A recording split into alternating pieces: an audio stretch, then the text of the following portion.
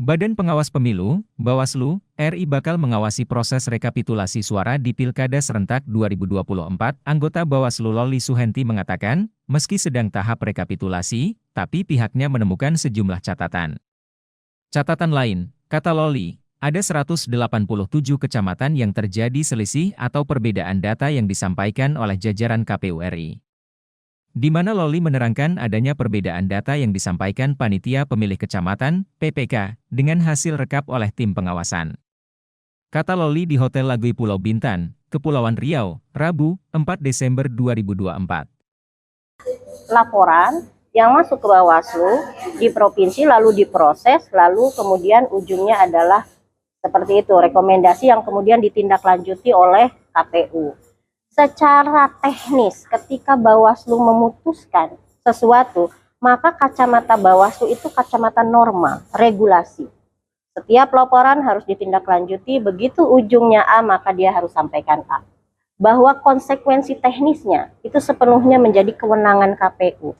Konsekuensi teknisnya itu maka otomatis menjadi kewenangannya KPU, ya kan? Sehingga dalam konteks ini, apakah kemudian KPU tidak punya rujukan? Sepanjang yang kami tahu ada juknis juga di KPU, juknis yang menyatakan suaranya menjadi suara yang tidak sah. Lalu batu ujiannya apa dalam situasi hari ini? Kemudian begitu orang ramai. Sebenarnya teman-teman juga kan peristiwa ini jauh sebelum hari pemungutan suara kan? Sebenarnya, tetapi dia sudah melampaui 30 hari. Sehingga secara teknis, kalau kami bertanya ke KPU, secara teknis memang tidak dimungkinkan untuk pencetakan surat suara ulang, gitu. Sehingga dalam konteks ini, ketika ada orang merasa keadilannya tidak terpenuhi, maka dia dipersilahkan menempuh upaya hukum lainnya. Bawaslu-nya sendiri dalam konteks ini melakukan kerja-kerja berdasarkan norma. Ada laporan, kita proses. Kewenangannya di mana? Di Perbawaslu. Perbawaslu siapa yang bikin? Perbawaslu semua orang terlibat.